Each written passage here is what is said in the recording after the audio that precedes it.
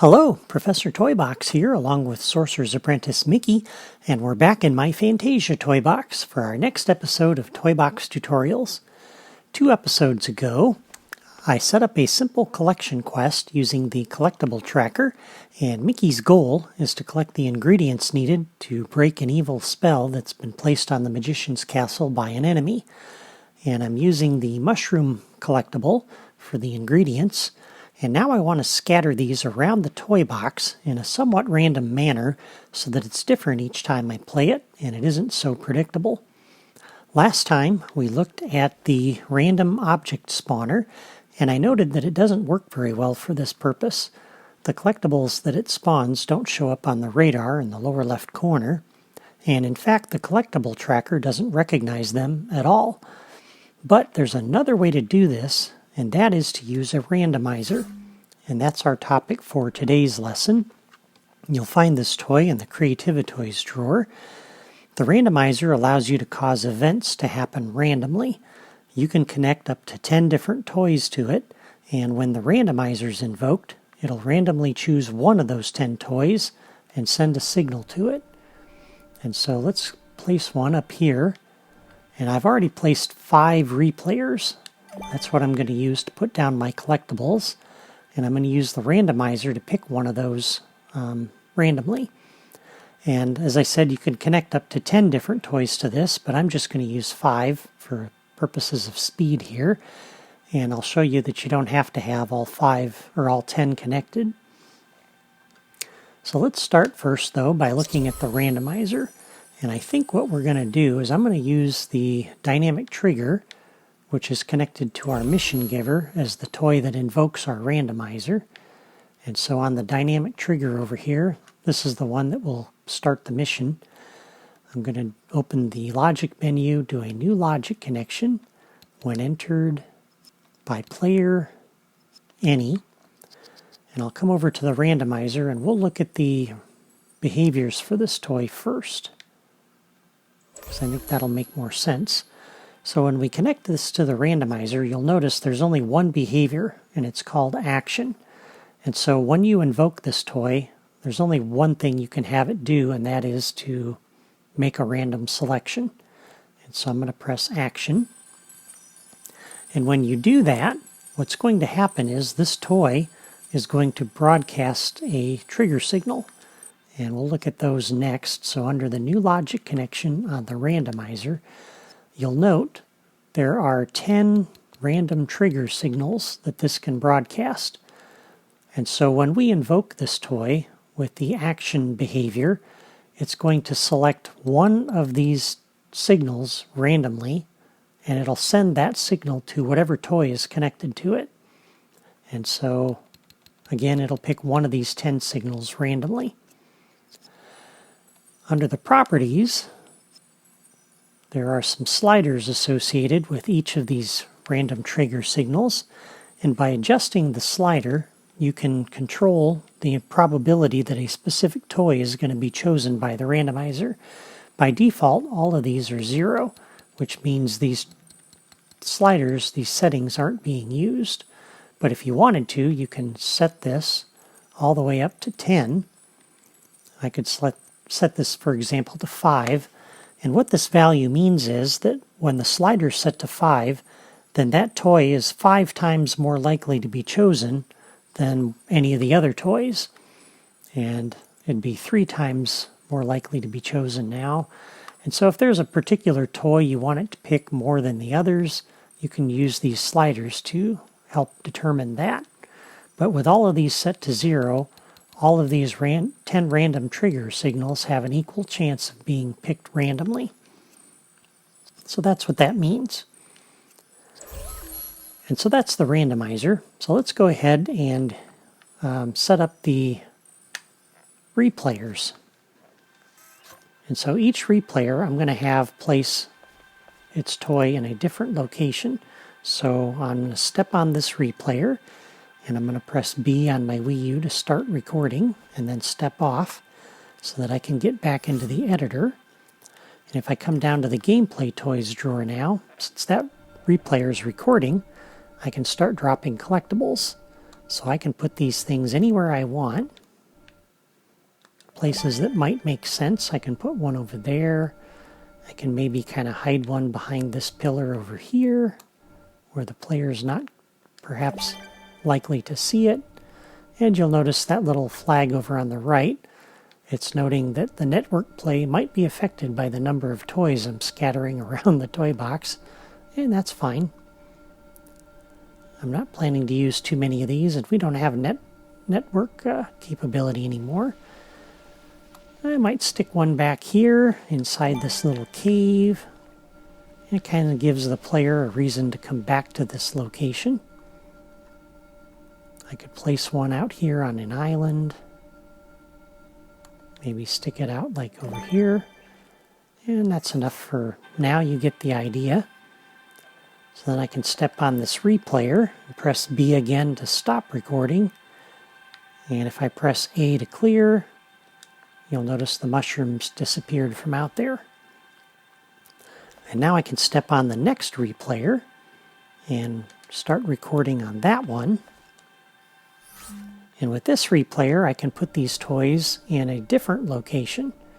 So I could hide this one perhaps back here behind this platform instead of on top of it. I could put one over here on this little island, like that. We could stick one here in the courtyard, and maybe stuff it back over in this little corner. And I don't have to put down the same number of mushrooms. I could just use 3 for that one if I wanted. Then we'll come back over here, stop recording and clear. Step on the next one and do the same thing. And what I'm doing with these replayers then is I'm basically putting these same collectibles down in different places. And this way, they're not always going to be in the same place all of the time. So I could place one out here inside this castle, maybe up on this wall, for example. Put one up there like that. So that's 2 of them so far. And I definitely want to place one over in some of the areas we haven't got to yet, because I want the player to move around and explore a little bit.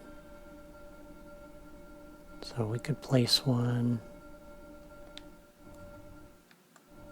over here,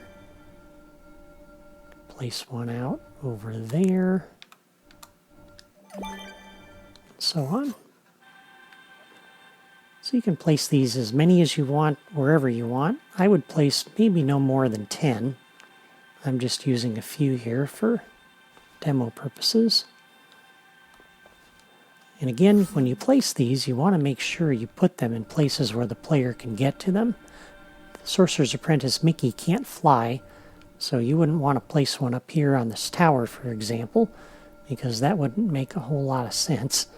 You want to put these where Mickey can get to them, and I haven't cleared that replayer, I guess.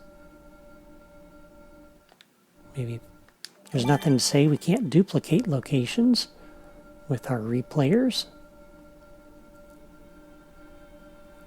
Maybe we want to put one over here down inside the tunnel from the well. We can do that. And the player will have to look around a little bit to find that one. We can stick one over here in this corner. And there we go. So this one's currently recording. I'll press B to stop, A to clear. This is the one I was recording earlier. Or was it this one? Let's see. Does this... it doesn't clear that one. There, that clears it. Okay, so I did the one on the end. I have not done this one yet. It's always a good idea to pay attention and try to be careful so that you know which one of these you're using.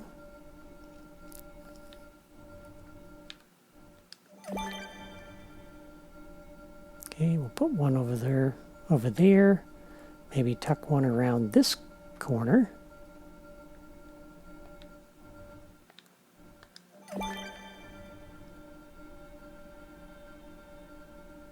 Maybe stick one out here. Could even put one up at the beginning of the level on the other side of the drawbridge. Kind of make them have to come back here. And there we go. And I'm recording this one. So I'll stop and clear. All right, so now we have 5 replayers. Each of them are putting down some collectibles in different places around the toy box.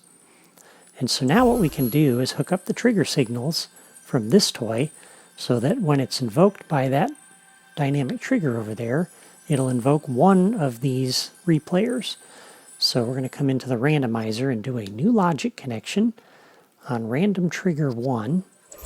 We'll come over here to this replayer, and I'm going to say playback. So if random trigger 1 is invoked, it'll do that first replayer. And since I only have 5 of these, we can do the same thing with random trigger 2.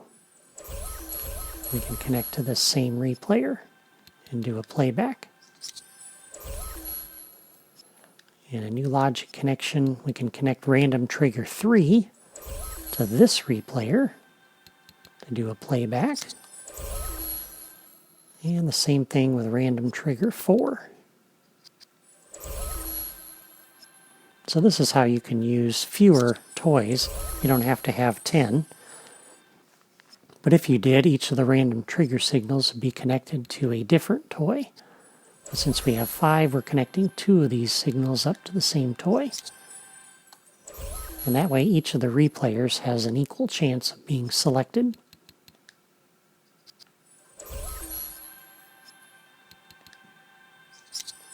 So then 7 and 8 are going to connect to replayer number 4.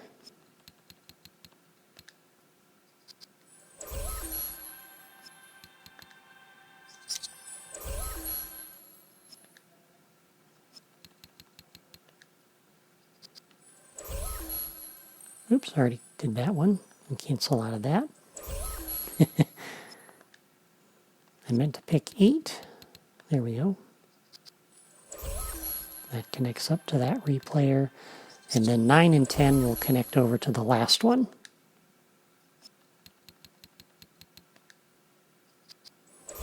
And we'll do a playback on that. And one more to go.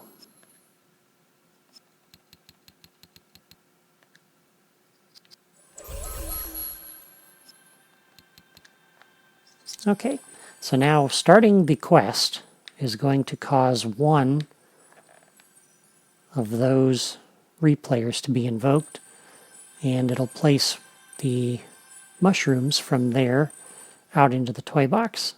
And we don't need these now, so I'm going to go ahead and delete those. And there we go. So at this point, I would save my toy box. And let me go ahead and do that, and I'll be back in just a moment. Okay, so we're back, and now I'm going to run up to our little mission giver here. And he says, collect the coins. And now you'll notice on the radar in the lower left corner, we have 4 yellow dots. And so starting the mission has caused the randomizer up there to be invoked, and it's picked one of those 5 replayers, and it's placed those mushrooms out into the toy box. So we can come out here, and you can see there's a mushroom up on top of that one. Looks like it's probably invoked the first of the replayers that we did. Yep, because this one was placed behind that rock. So it's basically invoked this one. That's the one that the randomizer picked. And so now these are the collectibles that we have to go and find for this quest. If I come back and play this another time, it could be a different replayer that's selected, and then the mushrooms are in a different location. And so as a result, we have a somewhat random selection, there's a limited number of random choices, 5 in my case, but it's still random. I don't necessarily know where those collectibles are going to be each time I play. And if I did 10 replayers, then I would have 10 choices and it would be even less predictable. So that's a good thing. So that's the randomizer. If you want to see more examples of how to use this toy, I did an entire series called Random Dungeons that explores different ways to use the randomizer and the random properties on certain toys to introduce some unpredictability to your toy boxes so that even you, as the toy box creator, can play through your creation and not necessarily know what to expect. So if you haven't seen that series, I encourage you to check it out. Next time, we'll move on to the next area of the Magician's Castle, and we'll look at how to use some other creative toys. Until then, I want to thank you for watching, and I hope you found my video today to be helpful. If so, please give this video a like and leave a comment to let me know. You can subscribe to my channel by clicking my photo below if you haven't already done that, so you don't miss the next episode. That's all for me today. Take care.